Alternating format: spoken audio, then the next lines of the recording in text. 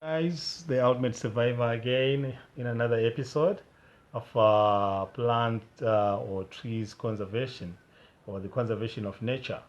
So we are continuing from where we left yesterday. You know, I actually challenged you yesterday that in the comment box, please let us know how you are trying to conserve trees, how you are trying to manage the trees, and also how you are trying to minimize the usage of trees in your area. In Zimbabwe, we try by all means to minimize the usage of the trees and also to govern and manage how the trees are used. So the introduction of the Forestry Commission is actually the way of trying to govern the usage of the trees. So these are the authorities that gives the permits for people who want to cut the trees, who want to use the trees, and they know how they deal with issues like that.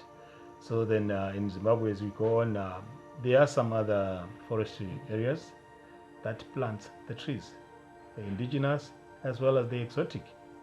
They also plant the ones that they think are facing extinction. So those that are facing extinction are given the special protection, and they are called the specially protected plants or trees in Zimbabwe. So each and every country has got its own specially protected plants. If you go to Botswana, they tell you a different story. You go to South Africa, depending on what type of tree species is facing extinction. So they give them the special protection. Okay, and we do have some herbariums in Zimbabwe. That's where they plant most of the trees that they use in making the herbs, and these are the medicines. So the medicinal trees, they are planted in the herbariums. And we do have the Botanical Gardens as well. These are the other places that plays a vital role in conserving trees, because there's lots and huge numbers of trees that you find there. If you want to visit those areas, if you go especially into Harare, there are so many botanical gardens there that will give you an explanation on the trees that you find and that you see there. And there are some places that plant the trees that are used for furniture, that are used for making paper, used for they collect the tannin from it, using it in different places and different things that they produce in the country. So that's another way of conserving trees. As I say, that if you want and if you know that you are into business that involves the cutting of the trees, make sure that you plant your own trees. Plant the trees, then you cut your own trees. That way, we won't finish the trees that we have in Zimbabwe. We still need these trees, and our children still needs them. And we have the future generation that is coming. They need to see these trees. So let's try to conserve them. Okay, so if you happen to be found on the other side of the law when it comes to the specially protected plants, I tell you, in Zimbabwe, you won't go anywhere. There is a serious charge that you get. It's a penalty. Either you pay the fine or you pay the fine and face the jail term as well. So please don't be caught on the wrong side of the law when it comes to specially protected plants and the trees. And I support that, because if there wasn't a tough law or a tough sentence, people were going to just use the things anyhow. What contributes to people to use or to finish most of the trees or the plants, the ones that are facing extinction? It's because, in Africa, we are so superstitious. If you happen to get the information that if you use a certain plant, or maybe the roots, or maybe the whole plant and stuff like that, you get rich, you get this and that. And the people just go after that plant, digging it up, killing it, and they finish it. The same applies to the animals. Talk about the pangolins. Our great-grandfathers, they used to believe that if you manage to kill a pangolin, take it to the chief or to the king, you are rewarded. He will give you some cows or cattle. And by so doing, it encouraged people to go out there looking for pangolins. And look now, the pangolins are facing extinction because everyone wanted to get some cows from the chief or from the king, because it was meant to be the king's meat. It was a delicacy. So please, let's try by all means to stop that. This is a new generation. This is a new generation. We have to think otherwise. All these superstitions, yes, we know they are there. Yes, we can't avoid them. We are Africans. But let's try by all means to think otherwise. Okay, so please, there is a saying here in Zimbabwe that says, if you enter into the wilderness, please don't leave anything, but only the footprints. And don't take anything, but only the photographs. Please take with you a camera, take the pictures. Never ever pick any plant, never pick any flower, never cut anything from the bush, but just take pictures. Those pictures will say 1,000 words. That's another way of conserving trees. We still have some people who believes in cutting a branch. I take it back home as an exhibit that I was in a botanical garden. I want to show my friends, I want to show my parents, I want to show my relatives that I was in such a place and this is what I saw. Okay, let's say if you happen to come across 10 or 15 different plants that you think are very beautiful. That means you have uprooted or you have destroyed 15 plants because you want to take them home as an exhibit.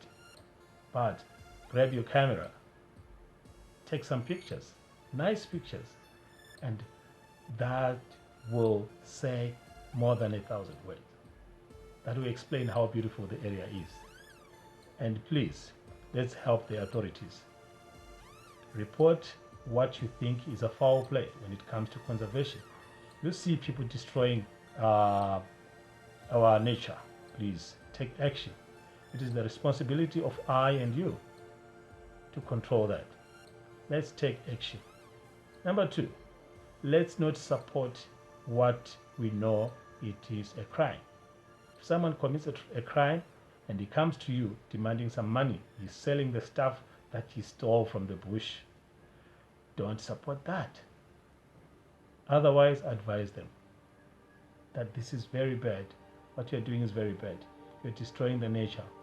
We need it in as much as the nature needs us. So let's keep one another. That's how we are, especially in Africa. We look after one another. So please, let's help Mother Nature to build herself. Let's not contribute in doing bad, but let's contribute in doing good. Let's not be the catalyst of bad things, but let's try by all means to change things. Let's change them. We know that sometimes we might say our fathers were not educated, our people were not educated, but nowadays education is all over the place. So let's take it to another level. We now know what to do and what not to do. We now know from bad and good. So please, let's try to act, and let's act wisely while there is time. And the time is now. Don't wait for too long. Don't wait for someone to act. You are the one who's supposed to act. This is your responsibility. This is your duty. Okay, as for today, I'm wrapping up, and we're gonna be starting a new topic on animals. We couldn't talk about animals without talking about plants and the trees, because these animals that we're about to talk about, they feed on the plants, on the trees. We have the browsers, we have the grazers, and we have the mixed feeders, the one that feeds on the grass and also on the trees. So if we don't involve the plants, we can't talk about animals. So this was just an introduction to get into our nature, to get into our wildlife, to get into Africa, the real Africa. Okay, just a question. If you are in Europe or you are in the States, you think of going to Africa, what comes into your mind? Animals, right? What comes into your mind is like, when I'm jetting into an airport, looking around, I'll see an elephant walking around, I'll see the lions just roaming around the streets, because it's Africa. So this is what we're going to deal with.